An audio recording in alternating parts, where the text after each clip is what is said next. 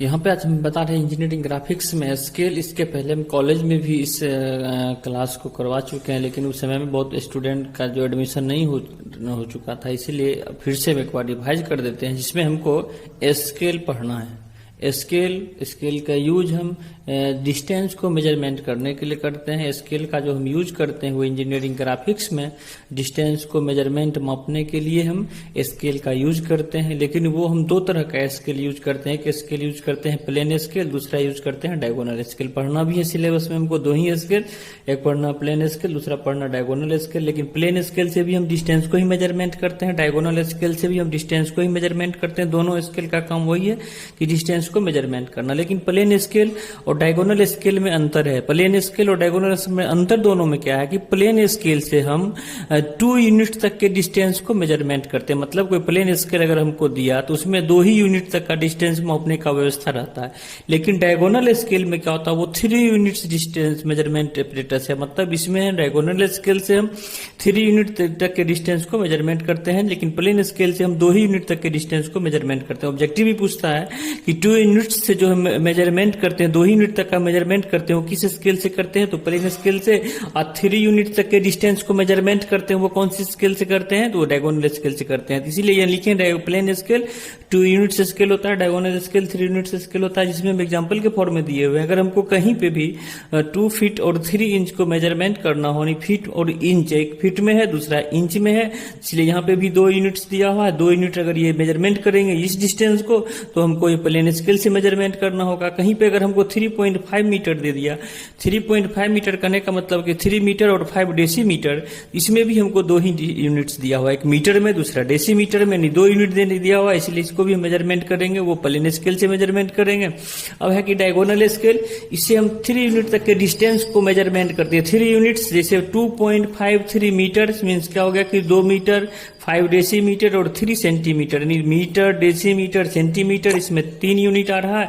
इसलिए इस तरह का जो डिस्टेंस को मेजरमेंट करेंगे हम वो डायगोनल स्केल से करते हैं। दूसरा एग्जांपल है कि अगर कोई हमको 2 यार्ड 3 फीट 8 इंच को मेजरमेंट करने कहीं पे दिया हो, तो हम चेक करेंगे, एक डिस्टेंस का यूनिट यार्ड में दिया हुआ, दूसरा फीट में दिया हुआ, तीसरा इंच में दिया हुआ, यानी 3 यूनिट दिया हुआ है। इसलिए 3 यूनिट्स वाले डिस्टेंस को जो मेजरमेंट करते हैं उस हम डायगोनल स्केल से मेजरमेंट करते हैं।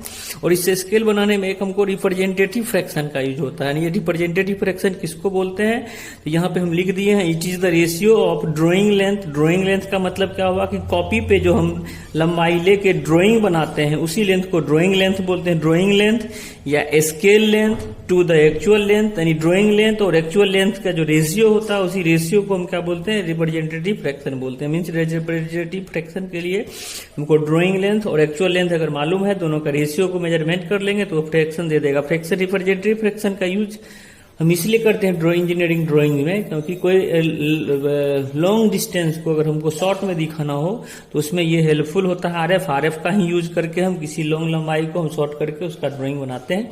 इसलिए यहाँ पे ड्राइंग बनाने के लिए लंबाई अगर हमको निकालने के लिए बोले, यानी कॉपी पे जो लंबाई लेके हम ड्राइंग बनाते हैं या स्केल से बनाते हैं ड्राइंग, स्केल लंबाई, तो वो होगा आरएफ इंटू एक्चुअल लेंथ, इसको मल्टीप्लाई करके हम इसको कंप्लीट करते हैं।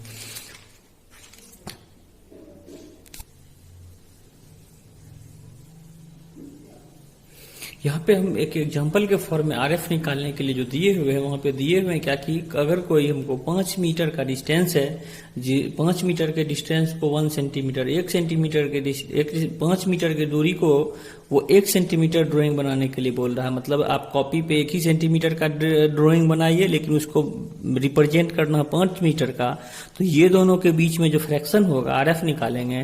तो ड्राइंग बनाने का लंबाई बट एक्चुअल लंबाई, ड्राइंग बनाने का लंबाई का मतलब कॉपी पे जो बनाते हैं लंबाई, तो कॉपी पे जब भी बनाते हैं हम तो शॉर्ट डिस्टेंस को लेकर बनाते हैं, इसीलिए ये जो दूरी होगा वो हमको ड्राइंग लेंथ का होगा और ये जो होगा वो एक्चुअल लेंथ का होगा। दोनों का रेशियो कर देंगे तो ये आरएफ हमको यहाँ पे मालूम हो गया।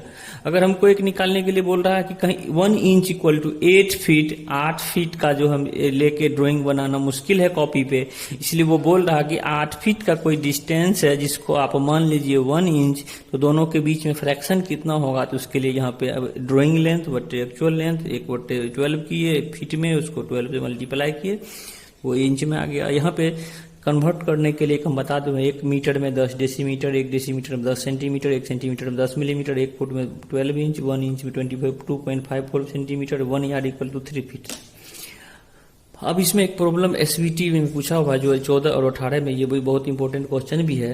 Construct a plane scale of RF equal to 1/16 to read metres and decimetres and long enough to measure up to 6 metre and show the distance of 4.6 metre. कहने का मतलब आप एक प्लेन स्केल को कंस्ट्रक्ट कीजिए जिसका RF आपको दिया हुआ है, मैक्सिमम लंबाई 6 मीटर का स्केल को रिप्रेजेंट करके दिखाना है, और इसे 6 मीटर में 4.6 मीटर कहाँ पे होगा उस स्केल पे हमको रिप्रेजेंट करके बताना है।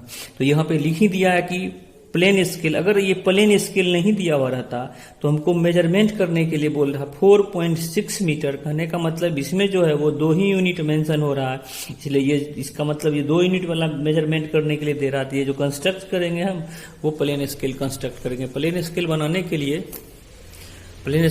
के लिए यहाँ पे हम क्या करेंगे कि सबसे पहले एक हम स्केल लंबाई यानी 6 मीटर तक के दूरी को 6 मीटर लंबाई लेके यहाँ पे स्केल बनाना मुश्किल है, क्योंकि 6 मीटर मेरे पास कॉपी पे डिस्टेंस ही नहीं है। इसीलिए हम ड्राइंग बनाने के लिए या स्केल बनाने के लिए लंबाई निकालेंगे। तो हम इसके पहले भी बता चुके हैं कि स्केल जो लंबाई निकालेंगे, स्केल लंबाई बराबर होता है यहाँ से कि RF into actual length. RF equal to 1/60, actual length जो दिया हुआ है वो 6 मीटर, मीटर को सेंटीमीटर में कन्वर्ट कर दिए तो इक्वल टू हो जाएगा यहाँ से 10 सेंटीमीटर। यानी कहने का मतलब क्या है कि आप 10 सेंटीमीटर का ही स्केल बनाइए, लेकिन उसको रिप्रेजेंट उस पर कीजिए 6 मीटर को, और उस 6 मीटर का जो स्केल बनेगा उसमें 4.6 मीटर कहाँ है वो निकाल के दिखाना है। तो यहाँ पे हमको सबसे पहले कि स्केल कितना बड़ा बनाना है कॉपी पे, वो लंबाई हम निकाल दे 10 सेंटीमीटर। तो यहाँ से हम क्या करेंगे, एक स्केल लेके यहाँ से 10 सेंटीमीटर का एक हम लाइनिंग खींच देते हैं। 10 सेंटीमीटर का लाइनिंग ये खींच दिए, 10 सेंटीमीटर का स्केल लेके माप लेंगे 10 सेंटीमीटर इक्वल टू 100 mm। अब इस पे हमको 10 सेंटीमीटर की दूरी पे रिप्रेजेंट करना है 6 मीटर, इसीलिए इसको 6 इक्वल पार्ट में डिवाइड कर देंगे। अगर यहाँ रहेगा 7 मीटर को रिप्रेजेंट करने के लिए तो 7 भाग में डिवाइड करेंगे, 8 मीटर तो 8 भाग में डिवाइड करेंगे। सेम उसी तरह इस लाइन को 6 इक्वल पार्ट में डिवाइड करने के लिए हम बता दिए थे। यहाँ से एक इंक्लाइनेशन लाइन ले लेंगे। यहाँ से इंक्लाइनेशन लाइन लेने के बाद हम क्या करेंगे कि ये डिवाइडर से यहाँ से हम इसको ये डिवीजन करेंगे 6 इक्वल पार्ट। यहाँ पे क्या करेंगे, डिवाइडर से हम यहाँ से पहला जो डिस्टेंस डिवीजन का है वो मेजरमेंट कर लेंगे, कुछ ना कुछ डिस्टेंस लेके मान लेते हैं पहला ये डिस्टेंस। अब यहाँ से यहाँ तक पहला डिस्टेंस जितना लेंगे उतना ही डिस्टेंस ये दूसरा हो गया, ये तीसरा हो गया, ये चौथे हो गया, ये पांचवा हो गया, ये छठा हो गया। और यहाँ से हम क्या करेंगे कि इस स्केल को रख के, यानी एक पॉइंट यहाँ पे मेरा है, एक पॉइंट यहाँ पे है, एक पॉइंट ये, एक पॉइंट यहाँ से, एक पॉइंट यहाँ से, स्केल रख के लास्ट पॉइंट को हम मिला देंगे। यहाँ से ये मिल रहा है, इस पॉइंट से पैरेलल लाइन यहाँ से मिल रहा है, इस पॉइंट से पैरेलल लाइन यहाँ से मिल रहा है, इस पॉइंट से पैरेलल लाइन यहाँ से मिल रहा है, इस पॉइंट से पैरेलल लाइन यहाँ पे, इस पॉइंट से पैरेलल लाइन यहाँ से, यानी इसको हम डिवाइडेशन कर देंगे। उसके बाद क्या करेंगे, यहाँ से हम स्केल का जो चौड़ाई लेते हैं वो 10 mm का लेते हैं, इसीलिए यहाँ से हम क्या करेंगे, इस पॉइंट से 10 mm का एक लाइनिंग ऊपर भी यहाँ भी खींच देंगे। यहाँ से 10 mm का लाइनिंग हम क्या करेंगे, ये स्केल रख के यहाँ पे भी खींच देंगे, और इसको हम फिर क्या करेंगे, यहाँ से इसको हम मिला देते हैं।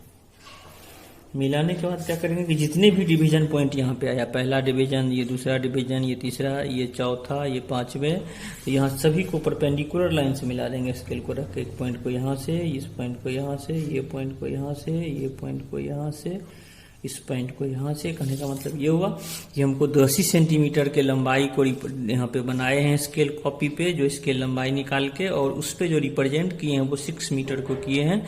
इसलिए यहाँ से कर देंगे ये 0, ये 1, ये 2, ये 3, ये 4, ये 5, ये 1 metre, 2 metre, 3 metre, 4 metre, 5 metre, 6 metre. 6 metre को रिप्रेजेंट कर दिए, लेकिन वो स्केल के लेंथ कितना है, वो 10 सेंटीमीटर का। अब हमको यहाँ पे जो ये डिवीजन किए हैं 6 मीटर में, तो 1 डिवीजन जो है 1 मीटर होगा, इसलिए इसको जो शो करता है वो मीटर में शो करेगा, इसलिए यहाँ पे हम मीटर लिख देते हैं। अब हमको दिखाना है कि 4.6 मीटर, 4.6 मीटर का मतलब हो गया कि 4 मीटर और 6 डेसीमीटर। तो मीटर में तो इसको हम डिवीजन कर लिए हैं, 1 metre, 2 metre, 3 metre, 4 metre, 5 metre, 6 metre, लेकिन ये डेसीमीटर में हमको इसमें नहीं है, इसलिए ये यहाँ से यहाँ तक 1 मीटर है। 1 मीटर हम दे दिए हैं। 1 मीटर को अगर 10 डिवीजन करते हैं तो डेसीमीटर में आता है, यहाँ पे डेसीमीटर में इसको कन्वर्ट करेंगे।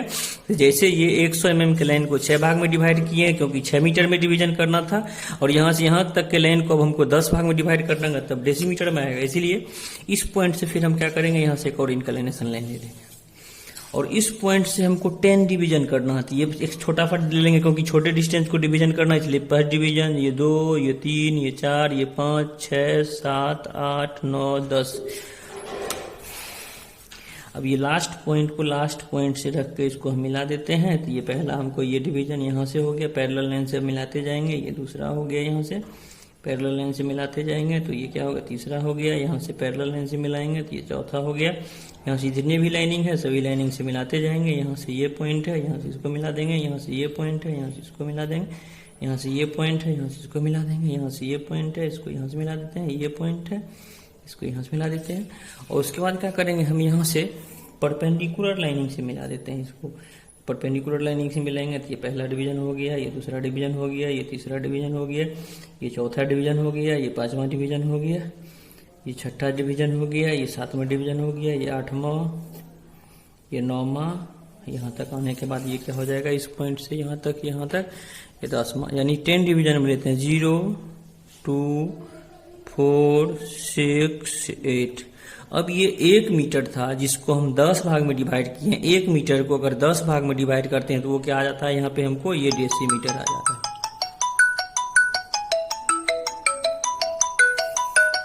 ये डेसीमीटर में आ रहा।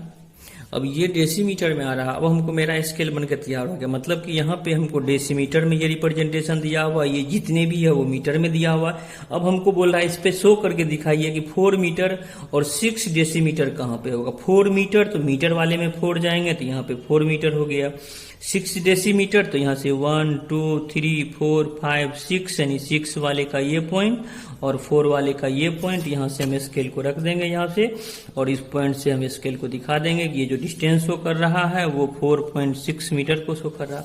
अगर हमको कह रहा कि 2.4 मीटर कहाँ पे होगा, तो 2.4 मीटर यानी 2.4 मीटर कहने का मतलब 2 मीटर और 4 डेसीमीटर। तो 2 मीटर तो यहाँ पे 2 मीटर, 4 डेसीमीटर में इसको हम रिप्रेजेंट कर दें। अगर हमको कह रहा कि 1.9 मीटर कहाँ पे होगा तो 1 मीटर और 9 डेसीमीटर।